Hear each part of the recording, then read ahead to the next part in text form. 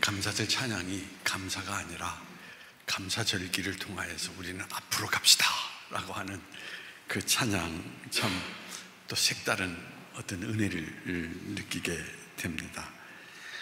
저는 가끔 말씀 읽고 묵상하면서 가슴이 먹먹하고 슬픔에 젖을 때가 있습니다. 예를 든다면 이런 구절이죠. 내가 지금까지 너무나도 오랫동안 평화를 싫어하는 사람들과 더불어 살았구나. 시편 120편 6절 말씀인데, 이 세상에 평화를 싫어하는 사람이 있을까 싶지만 지금 우리는 그런 삶을 경험하고 있지 않습니까? 평화라는 것은 이르는 길이 없습니다. 평화가 길이 된다라는 이야기인 것입니다. 일상적인 현실 속에서 평화롭지 못하면, 또 평화를 선택할 용기가 없다면 평화라고 하는 것은 언제나 저 멀리 존재한다라는 것입니다.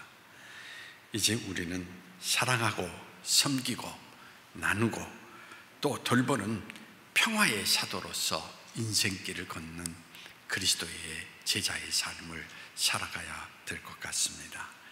어느 교회에서 있었던 일입니다. 젊은 부부가, 한 사람은 예수 그리스도를 향한 믿음을 고백하고 길을 걷고 있지만, 한 사람은 의사임에도 불구하고 그는 종교에 대한 불신 속에 살아왔습니다. 하지만 남편 의사는 아내를 지극히 사랑하기 때문에 늘 교회로 데려다 줍니다. 그때마다 목사님은 나가서 그 남편과 인사를 나누게 됩니다. 그런데 어느 날 그 가정에 화재가 나서 그 집이 많이 전소가 되었습니다. 교인들이 묵묵히 그 가정에 찾아가서 그 가정을 치우는 일, 다시 정리하는 일, 그 일을 도와주게 되었습니다. 그런데 더 나아가서 아들이 하나가 있는데 아들이 천식에 걸려서 너무 고통스러운 나날을 보내고 있습니다. 그 의사는 성형외과 의사였는데 내과로 전환하고 싶을 정도로, 그래서 그만큼 고통스러운 시간을 보내고 있었습니다. 그때 목사님은 그 아내를 통하여서 우리는 당신의 자녀를 위해서 기도하고 있습니다 라고 전해 주었습니다. 그러자 어느 날 남편이 목사님에게 식사를 하자고 초청을 했습니다. 그때 목사님이 느낌 속에서는 어떤 느낌이 들었느냐, 이제 내가 교회를 나가지 않는 이유를 단호하게 이야기하겠구나. 그래서 마음의 결심을 갖고 나갔습니다. 목사님은 단지 식사 중에 그분에게 우리 교회는 당신의 가정에 대해서 관심을 가지고 있고 기도하면서 우리는 늘 생각하고 지내고 있습니다. 그러면서 목사님은 이런 이야기를 합니다. 나는 의사에 대해서도 많은 관심을 갖고 있습니다. 의사라는 직업이 어떤 직업인지, 무슨 일을 행하는지. 그때 의사도 마음문을 열고 교회에 대해서 관심을 갖기 시작했습니다. 그리고 시간이 흘러서 어느 날 그 의사는 교회를 나오게 되었고, 교회를 나오는 과정 가운데에서 그는 이제 그리스도를 고백하는 그러한 모습을 드러내게 되었던 것입니다. 목사님은 그 모습을 바라보면서 훗날 이렇게 이야기합니다. 나는 그 사람에게 설교하려고 하지 않았습니다. 단지 나는 너의 가정을 위해서 기도하고 있다라는 거. 늘 그 가정이 제대로 모든 삶을 이루고 살아갈 수 있는 아름다운 가정이 되면 좋겠다라는 마음을 가지고 있었다라는 거. 더 나아가서 이렇게 이야기를 합니다. 그분이 의사라는 직업을 가지고 있기 때문에 절대 많은 헌금을 할 대상으로 보지 않았다라고 이야기를 합니다. 한 인간으로서 그 사람들에게 필요한 사람이 되기 위해서 늘 마음을 열어놓고 그를 향하여 걸어갔다라는 이야기인 것입니다. 그렇습니다. 중요한 것은 우리 마음이 어떠한지 확실하게 드러내는 것입니다. 이것이 성숙한 신앙인 크리스찬의 모습이라고 말할 수가 있습니다. 우리가 누구인지 하나님이 아는 것도 중요하지만 우리를 보면서 하나님이 누구인지 사람들이 아는 것도 중요하다는 이야기인 것입니다. 즉 여러분을 통하여서 하나님을 알 수 있다면 이라는 이야기죠. 그런데 우리가 누구인지를 보여주는 확실한 것 중에 하나가 바로 감사하는 삶이라는 것입니다. 그래서 오늘 우리가 드리는 맥주감사의 예배는 우리의 마음을 확실하게 표현해주는 자리라는 거, 그걸 이야기할 수가 있습니다. 먼저 맥주절에 대한 의미에 대해서 간단하게 생각을 해보면 좋겠습니다. 77절이라고 이제 성경에 기록되어 있는데 77절이라는 것은 초실일, 즉 초실절이라고도 표현을 합니다만 처음 보리 수확을 하고 열매를 드리는 그날부터 49일째 되는 날 지키는 절기가 77절이라고 이야기를 합니다.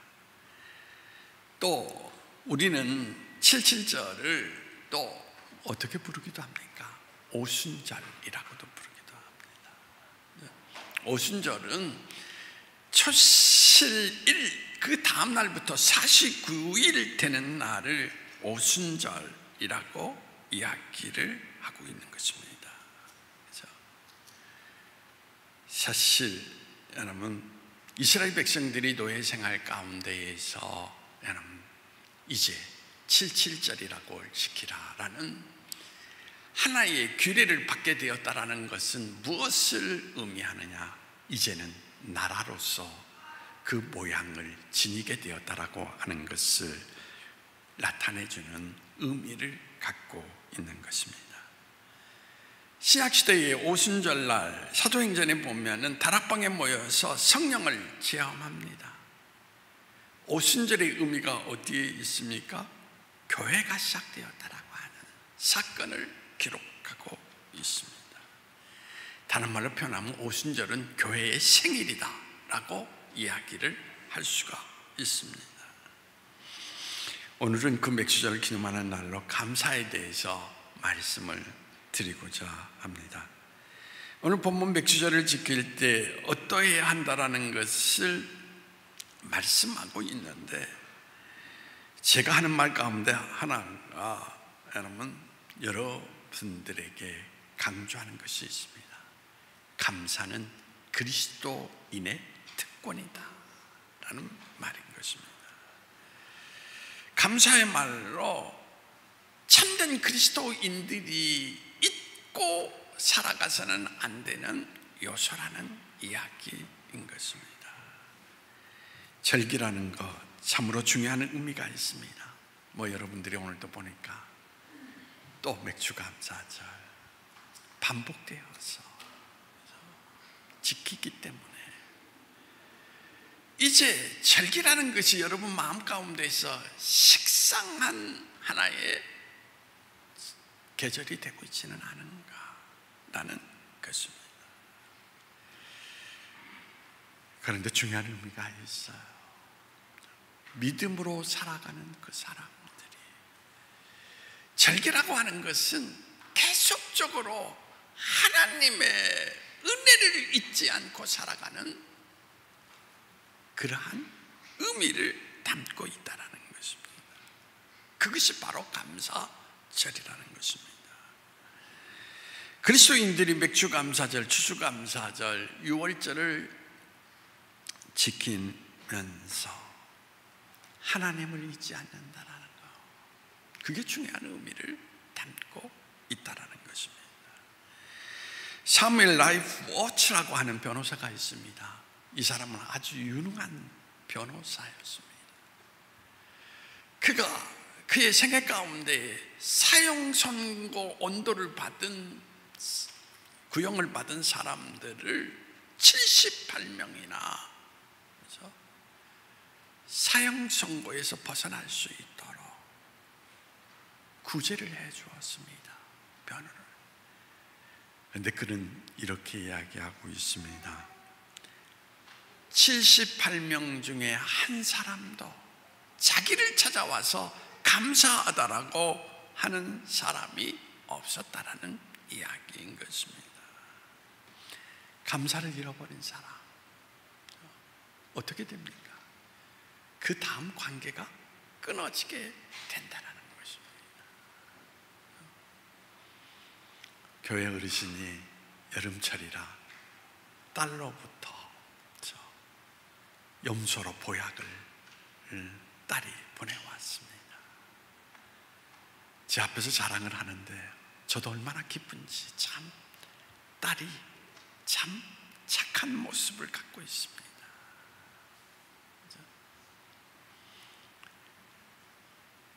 그런데 거기에 제가 덧붙인 말이 있습니다. 이제 어르신이 딸에게 전화하십시오. 그리고 네가 보내진 이 보약을 통하여서 내가 올 여름을 잘 지내게 되었다, 정말 고맙다 라고 그 말만 하십시오. 또 보내달라는 소리는 하지 말라고 그랬어요. 잘 때. 그죠? 그러면 자연스럽게 어떻습니까? 딸이 또 아버지가 생각나서 보내주실 거라고. 그죠? 근데 어르신이 아무 말도 행하지 않는다면 어르신에게 이 약이 좋은 건지 나쁜 건지, 그죠? 전혀 이해하지를 못하니까 이제 그 다음은 없을 것입니다 라고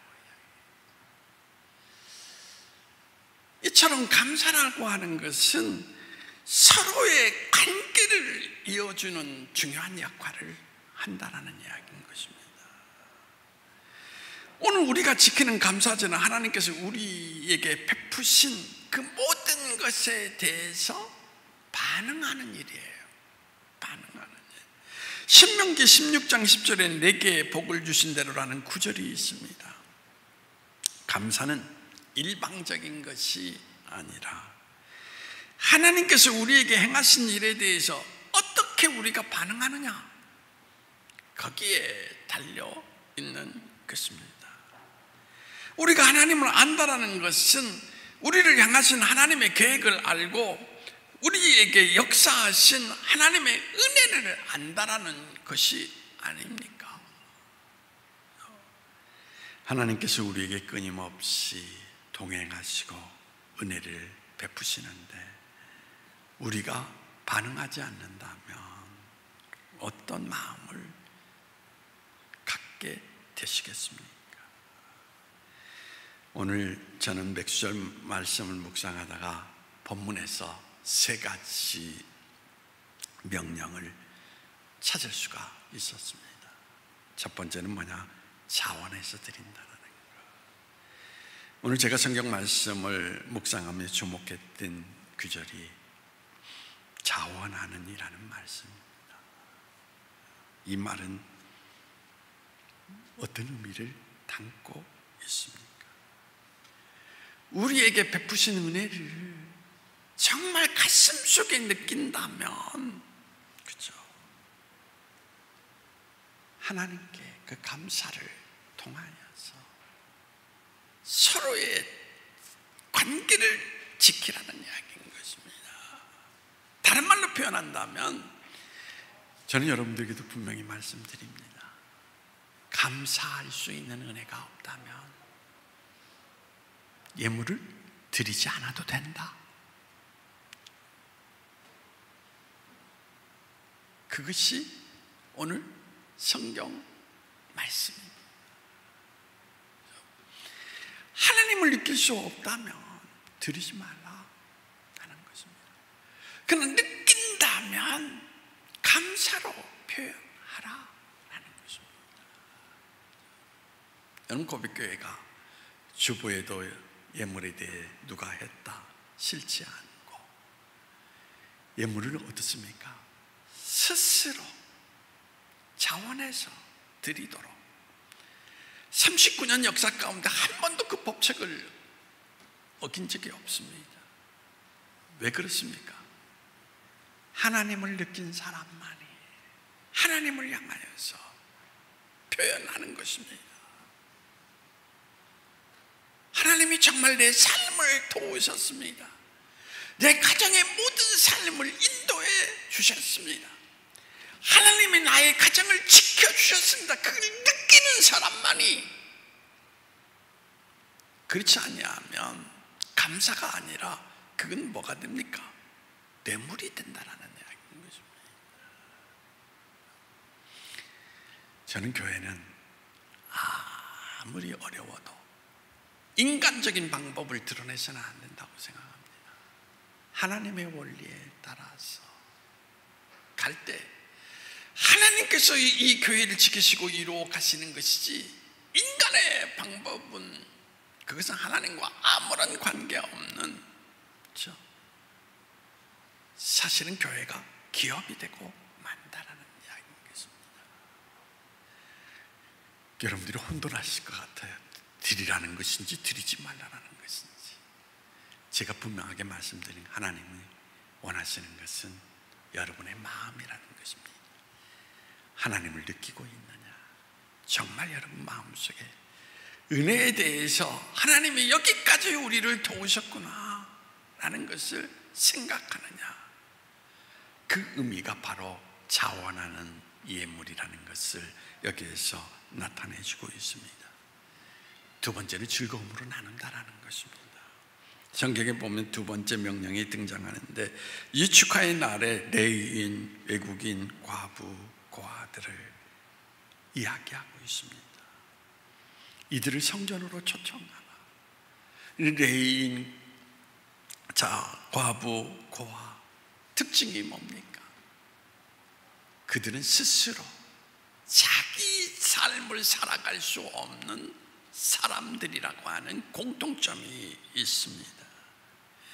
누구에게든지 그들은 도움이 필요한 사람들이라는 것을 우리에게 나타내주고 있습니다. 우리는 이 뜻을 따라서, 저는 절기 예물을 특별히 여러분들에게 강조하는 것이, 교회보다는 반드시 절기 예물은 어떻습니까? 사회적 약자나 고통받는 사람들이나 이런 사람들, 즉 미혼모를 위해서라든지 노숙자를 위해서라든지 질병으로 고통받는 교우들이라든지 이런 어려움을 겪고 있는 사람들을 향하여서 우리가 드린 예물을 사용하고 있습니다.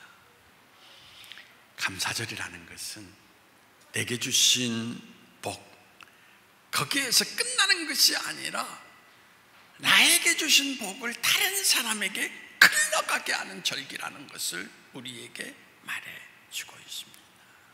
그래서 여러분 개인이 할 수 없는 것, 그 감사절을 지키면서 공동체가 함께 그 일을 행한다라는 것입니다. 감사는 하나님의 사람인 것을 드러내시오. 그렇죠? 하나님께 받은 그것을 느끼는 사람만이 어떻습니까? 나눌 수가 있다라는 이야기인 것입니다. 십자가의 사랑을 체험한 사람만이 십자가의 사랑을 전할 수 있습니다. 요한일서 4장 7절 말씀을 기억하십시오. 사랑하는 자들아, 우리가 서로 사랑하자. 사랑은 하나님께 속한 것이니. 하나님으로부터 사랑을 경험하고 그 사랑에 대한 감사를 아는 자만이 사랑합니다.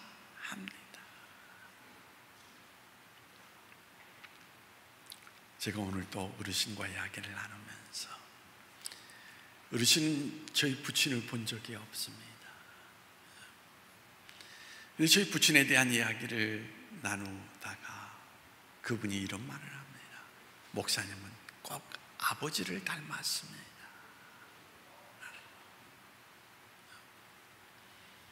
저희 아버님은 늘 로타리 클럽 대전 이하의 총재도 지내신 적도 있지만은 늘 사회를 위해서 봉사하려고 하는 그런 마음 가운데에서 살아왔습니다. 그래서 제가 언젠가도 말씀을 드렸지만 지금 또 장초등학교에 가면은 거기에 학교를 위해서 희생하신 분들의 명단, 거기에 저희 아버님이 이름이 기록되어 있습니다. 저는 그 이야기를 나누면서 그렇구나, 아버지를 무의식 가운데 내가 닮아가는구나 라는 것을 느껴본 적이 있습니다.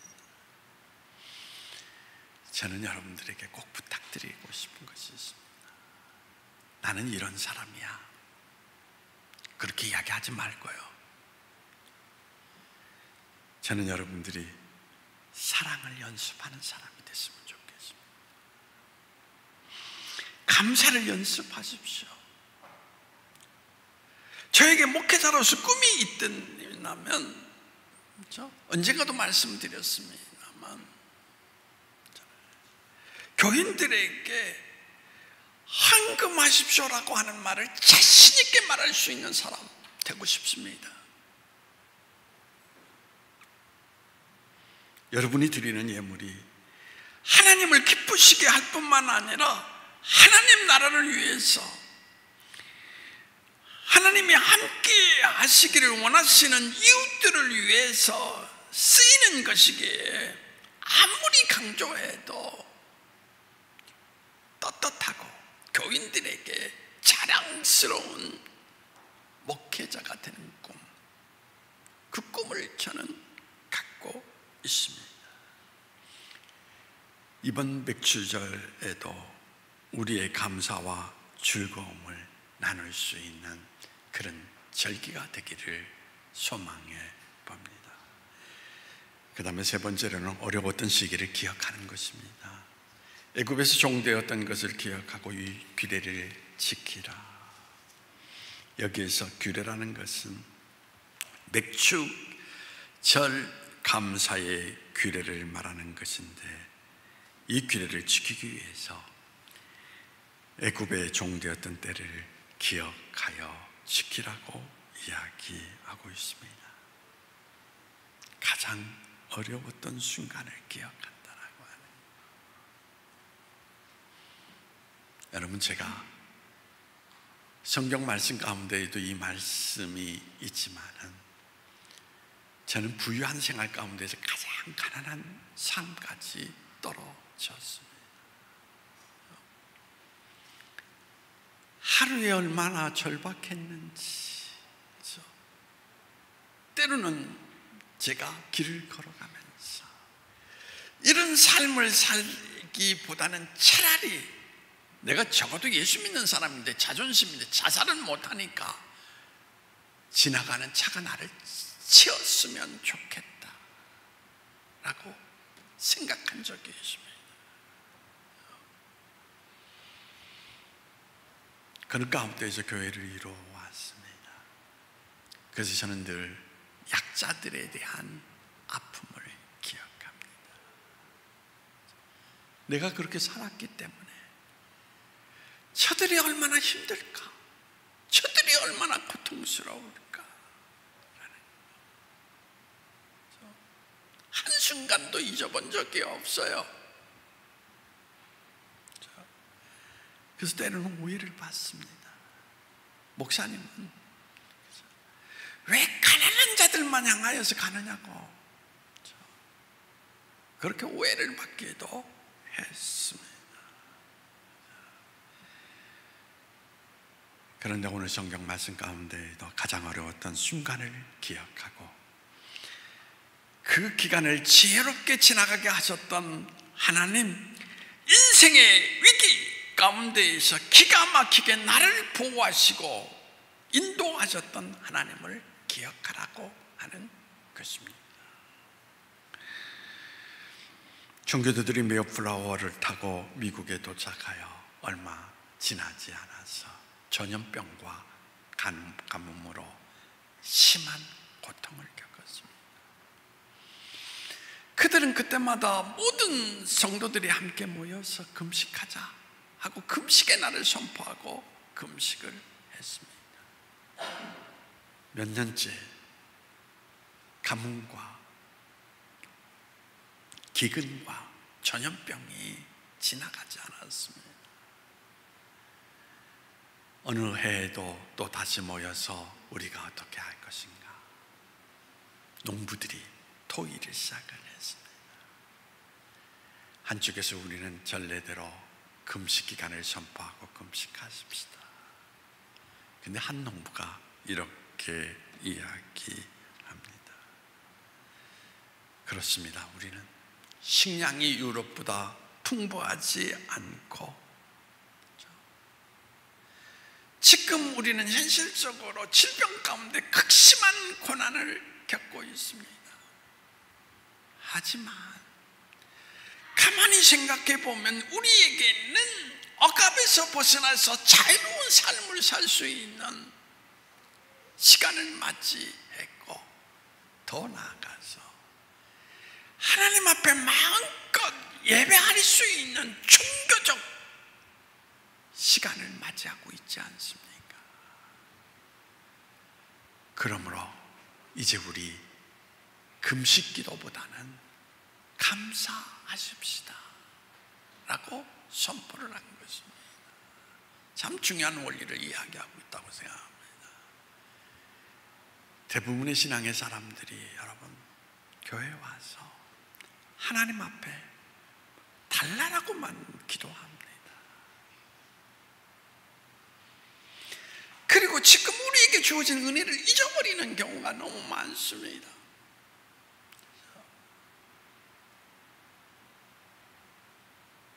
그런데 감사는 그 은혜를 기억하면서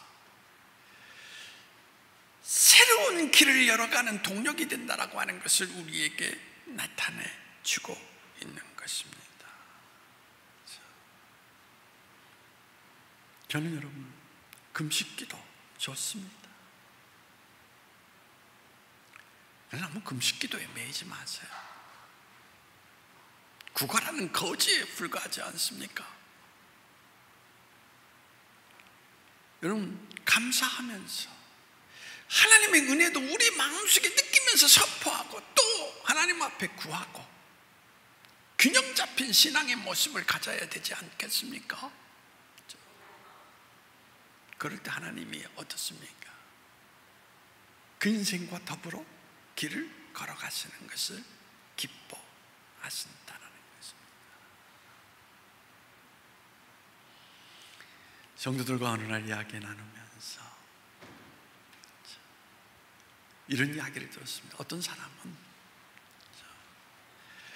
자기가 수십 번 차를 사주고 어떻습니까? 그 사람에게 여러 가지 배려를 했는데 그 사람은 수년 동안 한 번도 자기에게 차 한 잔 사준 적이 없다라고. 그때 제가 정신이 바짝 들었습니다. 왜 그런지 아십니까? 임미진 지사님 왜 그런지 알아요?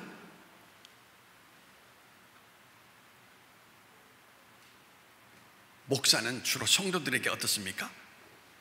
받기만 하는 존재거든요.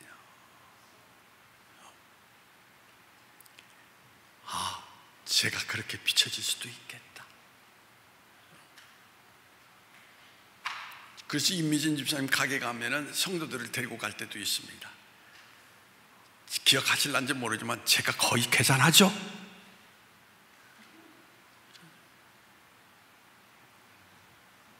받은 바의 은혜도 알고 있고, 그래야 관계가 이어지지 않겠습니까? 그러면서 중요한 건 상대방이 어떻습니까? 더 마음을 열고 나에게 다가올 수, 더 큰 것으로 저의 삶을 채울 수 있지 않겠습니까? 하나님의 방법도 마찬가지라는 것입니다. 여러분, 지금 우리의 현실의 삶은 어렵다라고 이야기를 합니다. 그러나 우리는 나의 삶의 어려운 것을 바라보기보다는 밝은 면, 그렇죠? 내게 주셨던 하나님의 은혜를 기억하면서 다시 한번 하나님을 향한 마음을 열어가고 그 하나님을 마음속에 새기는 것입니다. 오늘 우리 감사절을 지킵니다. 여러분, 다 잊어버려도 좋습니다. 하나님을 다시 한번 기억한다라고 하는 것, 그게 중요한 것입니다.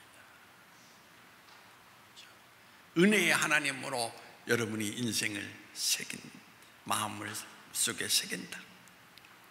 절대 여러분들은 이 세상 속에서 어떻습니까? 무너지지 않습니다. 왜 그렇습니까? 하나님을 기억하고 감사하는 자에게는 반드시 일어나 새로운 길을 걸어갈 수 있는 동력과 길이 있기 때문인 것입니다. 그렇죠?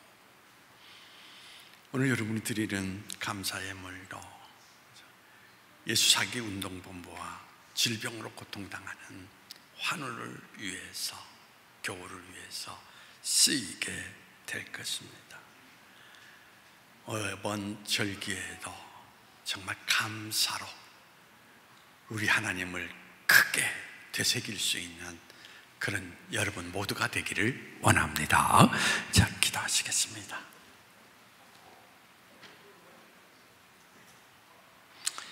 감사절기, 하나님의 은혜를 기억한다라는 것, 그리고 그 하나님을 되새긴다라고 하는 것. 주님, 하나님을 마음에 새기고 살아가는 인생에게는 어떤 시련도 이길 수 없는 하나님의 능력, 하나님의 사랑, 그 모든 것이 존재합니다. 이제 우리 모두가 감사로 하나님을 되새기로 말미암아 세상을 딛고 일어서 나갈 수 있는 하나님의 사람으로 인생을 빚어 살아갈 수 있도록 우리를 인도해 주시기를 원하오며 나사렛 예수님의 이름으로 기도하옵나이다. 아멘.